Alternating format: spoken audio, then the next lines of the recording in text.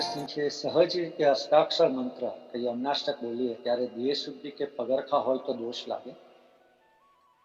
આપણે ત્યાં જ્યારે યમનાષ્ટક કે અષ્ટાક્ષર બોલતા હોઈએ, બને તો પગમાં પગરખા હોય ત્યારે એનું ઉચ્ચારણ કરીને નહીં બોલવું.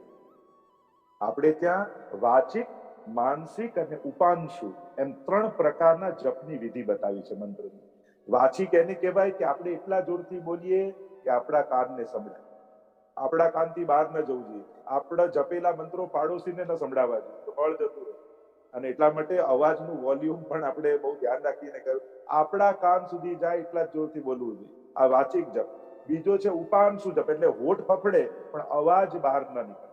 તો એની પણ મહત્તા આપણે ત્યાં કહી છે. તો પગમાં પગરખા હોય ત્યારે ઉપાંશુ જપ કરવો, એટલે કે આપણે એની વાણી સ્વરૂપ પ્રગટ નહીં કરવું, મનમાં સ્મરણ કરતા હોય એ પ્રમાણે. કારણ કે વાચિક માનસિક જપ એને ફલરૂપા કહ્યું છે, એટલે હું એનું નામ નથી લેતો, નહીં તો એમ કે મનમાં જપવું. પણ આપણે ત્યાં માનસિક જ્યારે પણ વાત આવે કે માનસી સેવા, તો એ ફલાત્મક એટલે મન એવું થઈ જાય કે સતત એને જપ્યા કરે, એ અવસ્થાને માનસી કહીએ છીએ. એટલા માટે ગલત ફહેમી ન થાય એટલે હું માનસી શબ્દનો પ્રયોગ નથી કરતો, પણ મનમાં જપવું, હોઠ પકડે એટલું, અવાજ ન નીકળે એવું જપો તો એમાં દોષ નથી. જયેશજી, નેક્સ્ટ ક્વેશ્ચન છે કે ઠાકોરજીની વેણુજીને સૈયામાં કેવી રીતે પધરાવવા? ઠાકોરજી પહોંચતા હોય, ઠાકોરજી એકલા નથી પહોંચતા, એમના વેણુજી પણ એમના મુખની સામે રહે એ રીતે પધરાવવા જોઈએ. જેમ તકિયા આપણે આજુબાજુ ગોઠવતા સૈયાજી સમારવાનો જે ક્રમ છે, અત્તરવાળા હાથ કરી સૈયાજી સમારવામાં આવે અને ઠાકોરજીના પછી તકિયા ગોઠવવામાં આવે, અને પ્રભુનું મુખ જે બાજુ હોય, લાલન હોય તો લડ્ડુ આ બાજુ રહેતા હોય છે તો એ બાજુ રાખવા.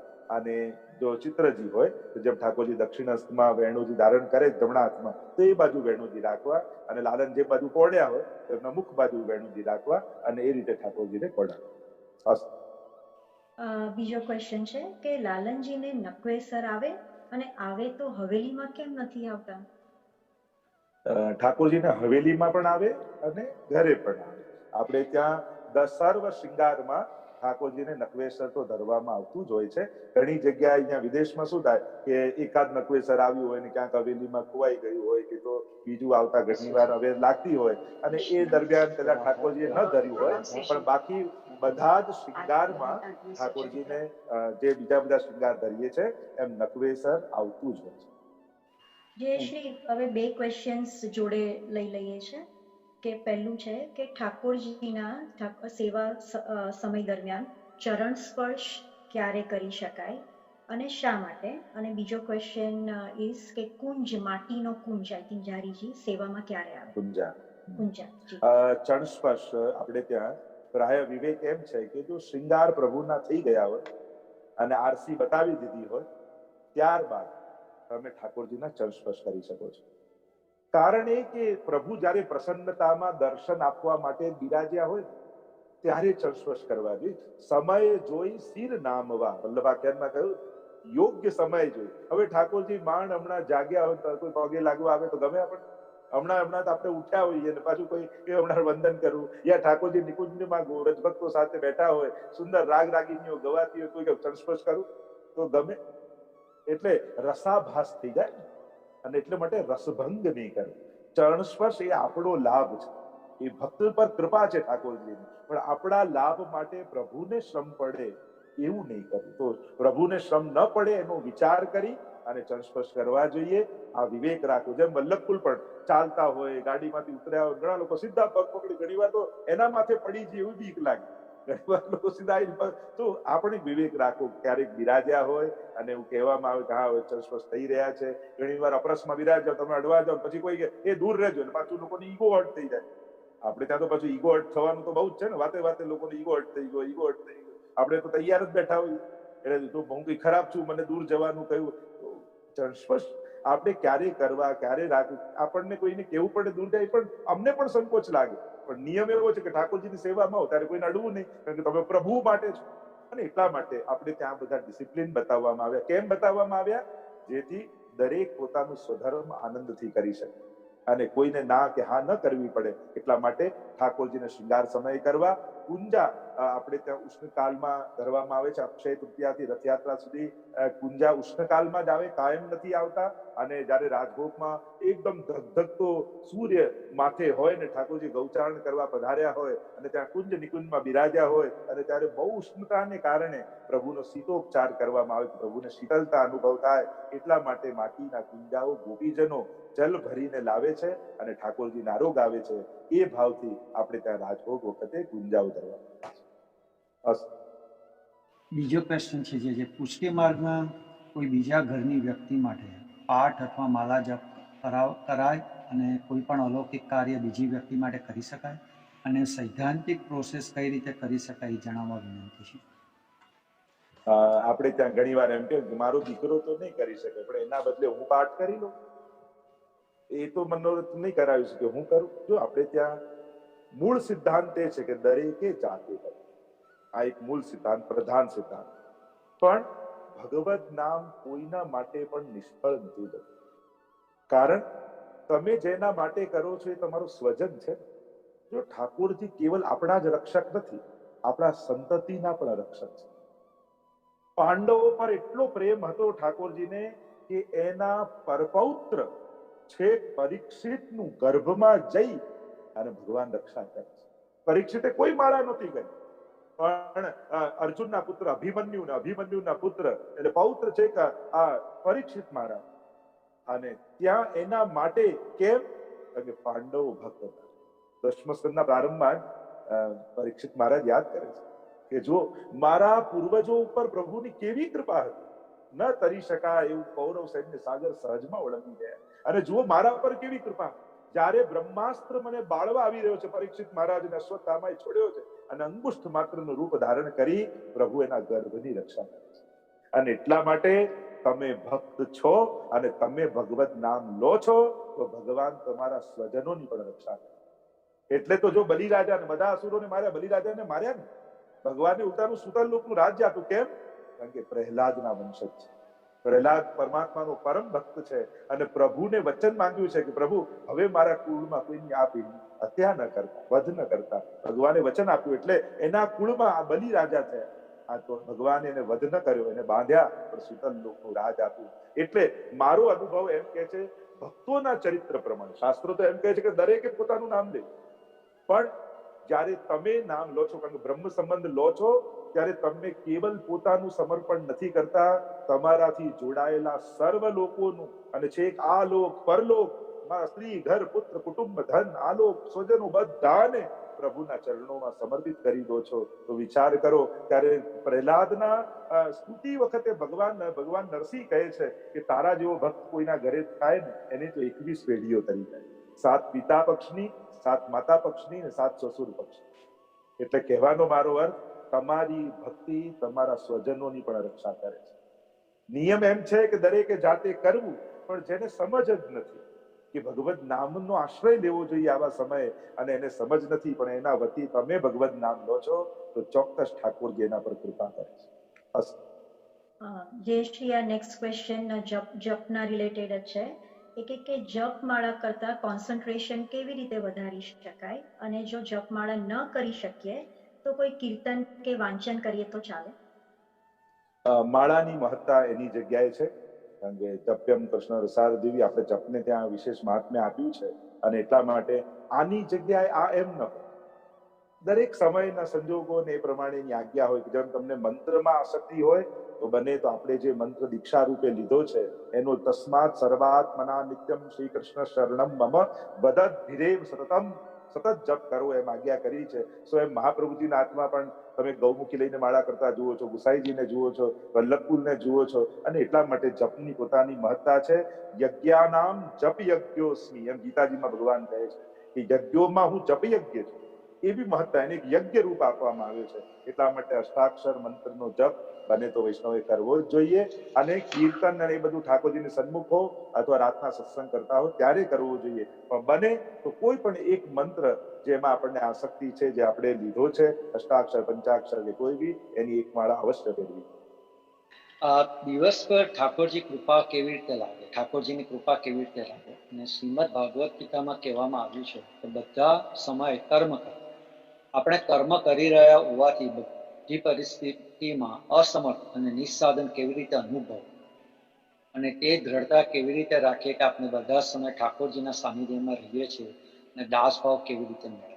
એટલે આ એક રિલેટેડ જ છે. દિવસભર આપણે કર્મ કરીએ છીએ પણ પૂછું ને એમાં નિસ્સાધનતા કઈ રીતે લાગે. એટલે વૈષ્ણવે ન બુદ્ધિબળ પોતાનું માનવું, ન ભાગ્યબળ માનવું, ન સામર્થ્ય બળ માનવું. વૈષ્ણવ હંમેશા કૃપા બળના ભરોસે જીવવું. જો આપણે વચ્ચે 2-3 વખત પહેલા આપણે કર્મનો સિદ્ધાંત અને કૃપાનો સિદ્ધાંત એના ઉપર વિસ્તારથી ચર્ચા કરી હતી. કારણ કે વૈષ્ણવ કર્મના સિદ્ધાંતને પ્રધાન રૂપે નથી. કારણ કે ભક્તિ માર્ગમાં કર્મ કયું કહ્યું છે કે કર્મ કરો તું કાયઃ એકમ શાસ્ત્ર દેવકી પુત્ર ગીતમ એકમ દેવો દેવકી પુત્ર એવ મંત્રોપેકસ્તસ્ય નામાની યાની કર્માપેકમ તસ્ય દેવસ્ય સેવા. આપણે ત્યાં કર્મ પણ ભગવાનની સેવા જ કહી છે. આ જ આપણો કર્મનો સિદ્ધાંત છે કે સર્વદા સર્વભાવેન ભજનીય વ્રજાધિપ. આ જ વૈષ્ણવનું પરમ કર્મ છે. અને એટલા માટે આ જે કાંઈ પણ હું કર્મ કરું છું, યત કરોસી યદસ્નાસી યત જોસી દદાસી યત તપસ્સી કૌંતેય તત્પુરુષ મદર્પણમ. જે ગીતાજીમાં કહ્યું, તું જે કરે છે, જે ખાય છે, જે હોમે છે, બધું મને સમર્પિત કર. સમર્પિત કરે એટલે આ પ્રભુ પ્રેરણા આપીને મારી પાસે કરાવી રહ્યા છે એવો ભાવ રાખો કે આ હું જાઉં છું, આ જોબ પણ ઠાકોરજી અપાવી છે. હું કામ કરું છું તો ધન શેના માટે કમાવું છે કે પ્રભુની સેવા કરી શકું, પ્રભુ હરિ ગુરુ વૈષ્ણવની સુખ આપી શકું, એના માટે હું કમાવી રહ્યો છું. આમ જે કર્મના ફળને પરમાત્માનું માની અને પરમાત્મા માટે કર્મ કરે છે ને એને નિસ્સાધનતા સહજમાં સ્ફુરે છે.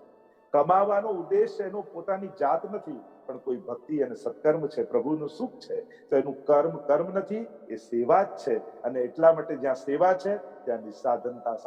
સસાધનતા કોને કહેવાય કે મેં આ કર્યું, મેં મહેનત કરી, મારું ભાગ્ય હતું, મારી હોશિયારી હતી. ત્યારે પોતાને કેન્દ્રમાં રાખીને જીવો એ સસાધનતા, અને ઠાકોરજીને કેન્દ્રમાં રાખીને જીવો એ નિસ્સાધનતા.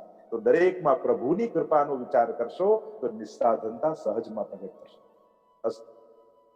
જે શ્રી નેક્સ્ટ ક્વેશ્ચન છે. અગેન ઇટ ઇઝ ઘર સેવા અને હવેલી સેવાનું માં રિલેટેડ ક્વેશ્ચન છે કે ઉનાળામાં લાલનજીને વસ્ત્ર આવે અને ના આવે તો હવેલીમાં લાલનજીને વસ્ત્ર કેમ આવે? આપણે ત્યાં અમુક રીતે, એટલે હવેલી ને ઘર એવું કઈ જુદું હોતું નથી. આપણે ત્યાં ઘણી એવું હોઈ શકે ઇન્ડિયા અને અમેરિકા, પણ હવેલી ને ઘર એવો ભેદ નથી. ઘણી વાર શું ઇન્ડિયામાં એટલી બધી ગરમી હોય, કારણ કે જયારે અક્ષય તૃતીયા આવે પછી વસ્તુ આવવાના લાલન નાના હોય તો બંધ થઈ જાય, પણ ઘણા ઘરોમાં તો આવે જ છે. 7 ઘરની જુદી જુદી રીતમાં અમે અમુક ઘરમાં વસ્ત્ર આવતા હોય છે. સાવ નથી આવતા એવું પણ નથી હોતું. પણ ઘણી વાર અમેરિકામાં ત્યાં અમુક વાર એકદમથી ઠંડી પણ થઈ જાય, એટલે ત્યારે મુખિયાજીને એમ લાગ્યું હોય કે આજે ઠંડી જેવું છે તો લાવ સાવ વસ્ત્ર વગરના ઠાકોરને રાખીશ તો અમને ઠંડી લાગશે, એટલે એમણે ધરાવ્યા હોય. તો અને અમુક રીતમાં આવે પણ છે, એટલે એવો કોઈ નિયમ નથી કે ના જ આવે. પણ ભારતમાં ઘણીવાર બહુ ઉષ્ણતા હોય છે અને એટલા માટે વાઘા નથી ધરાવતા, એટલે કોઈ એવો પર્ટિક્યુલર નિયમ નથી કે ના જ આવવું જોઈએ. અમુક ઘરમાં આવે છે અને ઘણીવાર ઠંડી હોય દેશમાં તો ઠાકોરજીને લાલનને ધરાવવા પણ જોઈએ વસ્તુ. યશ્રી, પાછા we are taking 2 questions together. પહેલું છે ઠાકોરજીનો કોર પ્રસાદ એઝ અ પ્રસાદ લેવાય, અને બીજો ક્વેશ્ચન છે કે જે ઠાકોરજીના ખીલોના નીચે પડી ગયા હોય અને તમારા પગ નીચે આવે તો તમારે શું કરવું જોઈએ? આપણે ત્યાં કોર સાનવાનો ક્રમ, સૌથી પહેલા કોર એટલે શું એ પણ તમને કહી દઉં. ઠાકોરજીને જે સકડી ભોગ ધરતા હોય એ થાલ સાન, એટલે કે એમ તો આપણે ત્યાં તપેલી ભરી જેટલું બનાવ્યું હોય બધું ઠાકોરની સામે આવી જાય. સામે આવી જાય પણ એમાંથી ખાલી સાજવામાં, એમાં એક બાજુ સકડી એટલે ભાતનો ઢગલો કરવામાં આવે, અને રોટી રાખીએ, મીઠું ઘી રાખવામાં આવે ત્યાં, અને બધી કટોરીઓમાં દાલ શાક આદિ રાખવામાં આવે. અને ઠાકોરજી સન્મુખ જયારે પધરાવો ત્યારે કોર સાનવામાં આવે, એટલે એ ભાતમાંથી ચમચીમાંથી થોડું લઈ ભાતને ઠાકોરજી તરફ કરી અને દાલ અથવા મૂંગ સાથે એમાં ભેળવી અને ચમચીથી હલાવી, એમાં ઘી થોડુંક નમક પધરાવી અને ચમચી ઠાકોરજી આગળ રાખીએ, એ જે સાન્યું હોય એને કોર સાન્યું કહેવાય. અને આપણે ત્યાં પ્રાચીન આચાર્યોના વચનામૃત એમ છે કે જે સકડી ભોગનો કોર સાન્યો હોય એ પ્રભુનું અધરામૃત રૂપ છે. તો કાં એ વલ્લભકુલ એટલે કે સ્વામીજી લે અને કાં ગાયોમાં જાય. પણ હવે તમે યુએસએ રહેતા હો ને તમે જયારે સેવા કરતા હો તો ત્યાં ઠાકોરજીના, મને તો એમ લાગે ત્યાં ઠાકોરના સ્વામીજી તમે જ છો, અને એટલા માટે જેમને પુષ્ટાયા હોય એમની આજ્ઞા લઈ, ત્યાં કોઈ વલ્લભકુલની આજ્ઞા લઈ અને તમે એકવાર પોતે જ પ્રસાદી રૂપે લઈ લો.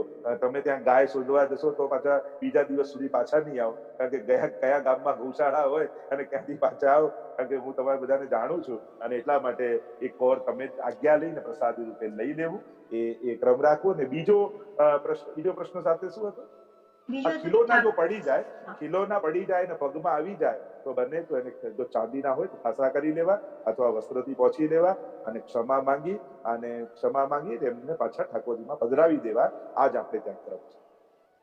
રાધા સહચારીજી કોણ છે અને પારખિયા અને સખિયા ગોપી વચ્ચે શું તફાવત છે?